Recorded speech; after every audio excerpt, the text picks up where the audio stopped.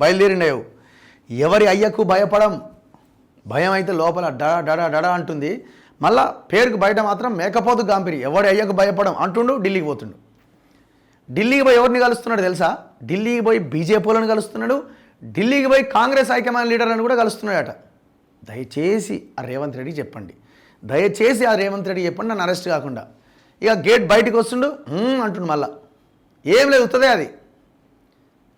లోపల మాత్రం భయం వెంట. ఎందుకంటే ఒక కేసు కాదు కదా ఈయన మీద ఉన్నది, ఒక ఫార్ములా కార్ రేసు, ఇంకోటి కాదు కదా, లక్షల కోట్ల విలువైన భూములను చెరబట్టిండు. ఒక రకంగా చెప్పాలంటే నేను నిర్దిష్టమైన స్టేట్మెంటే ఇస్తున్నా, ఆరోపణ కూడా కాదు ఇది. హైదరాబాద్ని గ్యాంగ్ రేప్ చేసిండండి, సింపుల్గా చెప్పాలంటే. మీరు గ్రౌండ్కి వెళ్తే తెలుసా, మేము గ్రౌండ్లో తిరుగుతున్నాం కాబట్టి చెప్తున్నాం. తెల్లాపూర్కి వెళ్ళండి, శేరిలింగంపల్లి వెళ్ళండి, గోపనపల్లి వెళ్ళండి, మియాపూర్ వెళ్ళండి, ఈ ఏరియా మొత్తం తిరగండి, మీకు వాస్తవం ఏంటో అర్థమైంది. ఒక్కొక్క చెరువు చూడండి, షాక్ అవుతారు మీరు. సర్వే నెంబర్లు పట్టుకుంటూ మనం లోపలికి వెళ్తూ ఉంటే ఇక అది బీభత్సం.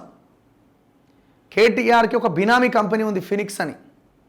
మేము ఆనాడు తొలి వెలుగులో ఉన్నప్పుడు ఒక 30 స్టోరీలు రాసినాము, దాని మీద ఇంకా చాలా ఉంది. వాడు మొత్తం గవర్నమెంట్ ల్యాండ్లను కూడా కబ్జా చేసి పడేసిండు. ఫేక్ సేల్ డీడ్లు తయారు చేసి కబ్జాలు చేసిండు, ఫేక్ సేల్ డీడ్లు. ఎంత భయంకరమైన విషయం ఇట్లాంటివి. కూపి లాగితే ఎవడా ఈ ఫినిక్స్ వాడు అంటే కేటీఆర్కి బినామీ కంపెనీ అది. మేము స్టేట్మెంట్సే ఇస్తున్నాం, ఇది ఆరోపణ కూడా కాదు, తెలుసుకో. హైదరాబాద్లో భూములని, హైదరాబాద్ రాష్ట్ర ప్రాంతాన్ని మొత్తం చెరబట్టేసిండు. మళ్ళీ ఎవరికి భయపడవండి, ఎవరికి, నువ్వు జనానికి భయపడాలా, నువ్వు చేసిన అక్రమాలు అరాచకాలకి జనానికి భయపడాలా. బీఆర్ఎస్ వెంట్రుకను కూడా పీకలేడు. అసలు బీఆర్ఎస్ నాశనం చేసింది నువ్వు, బీఆర్ఎస్ పార్టీని నాశనం చేసింది మీ నాయన, బయటికి రాకుండా చేసింది మీ నాయన, తలెత్తుకోలేకుండా చేసింది నువ్వే కాదా? ఇది వాస్తవం కాదా?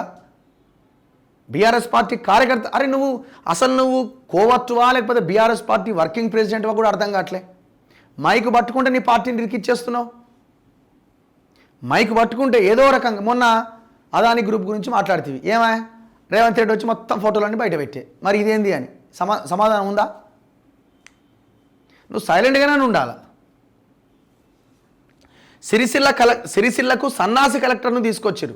శైలజ మృతి ప్రభుత్వ హత్య, కేటీఆర్. ఇప్పుడు నువ్వు కలెక్టర్ని సన్యాసో ఏదో అన్నావు. మరి నీ హయాంలో పనిచేసిన కలెక్టర్లు ఏ స్థాయిలో పనిచేసారు? ఒక సంగారెడ్డి కలెక్టర్గా పనిచేసిన షరత్ గురించి మాట్లాడదామా? మిస్టర్ కేటీఆర్, రంగారెడ్డి జిల్లా కలెక్టర్గా పనిచేసిన అమయ్ కుమార్ గురించి మాట్లాడదామా?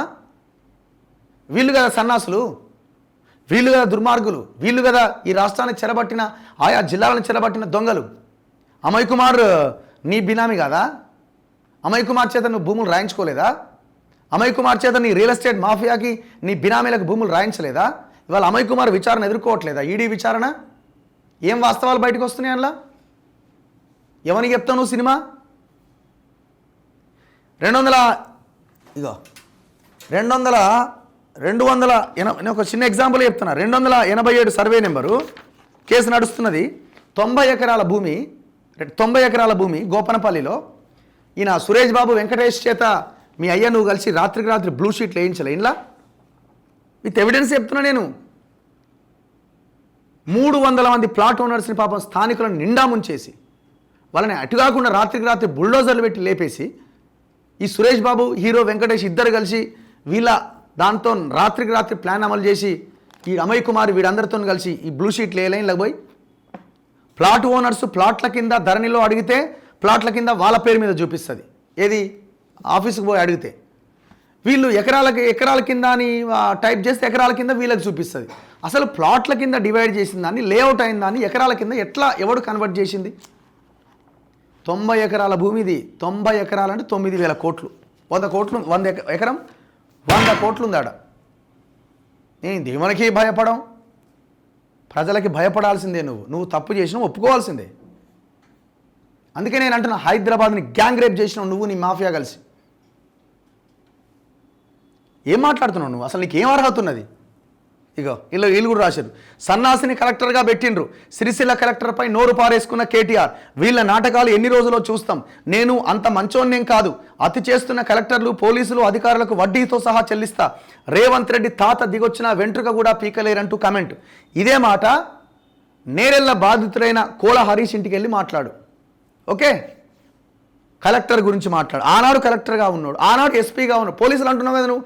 ఆనాడు ఎస్పీగా ఉన్న విశ్వజిత్ కంపాటి అంటాడు వాళ్ళ గుండెల మీద కాళ్ళు పెట్టి వాళ్ళని సంసారాలకు పనికి రాకుండా కొట్టిండు. సిగ్గులేదు నువ్వుగా జయించిన పని. నేను గుర్తుపెట్టుకుంటా ఈ పోలీసులని అంటున్నావు. ఆ పోలీసులని ఏం చేసినావు ఆ రోజు? వాళ్ళకి చెప్పి వాళ్ళకి మీద 3rd డిగ్రీ ప్రయోగించి 8 మంది జీవితాలతో చెలగాటం ఆడినావు కదా, 8 కుటుంబాలతో. వాళ్ళ ఉసురు, వాళ్ళ పాపం నీకు, నీ పిల్లలకి, మీ వాళ్ళకి తగలదా? నువ్వు చేసిన పాపం అట్లెందుకు వాళ్ళకెందుకు కావాలి కానీ వాళ్ళ ఇంట్లో వాళ్ళకి? గుర్తు తెచ్చుకో ఒకసారి ఇవన్నీ. నువ్వు కలెక్టర్ గురించి మాట్లాడతావు, నువ్వు చెప్పు. ఒక అమయ్ కుమార్ అనే కలెక్టర్ గురించి నువ్వు చెప్పు. నువ్వు పోలీస్ అధికారుల గురించి మాట్లాడుతున్నాం. విశ్వజిత్ కంపాటి అనే ఒక సిరిసిల్ల ఎస్పీగా పనిచేసిన ఎస్పీ గురించి చెప్పు. ఆన్సర్ ఉండదు దీనికి.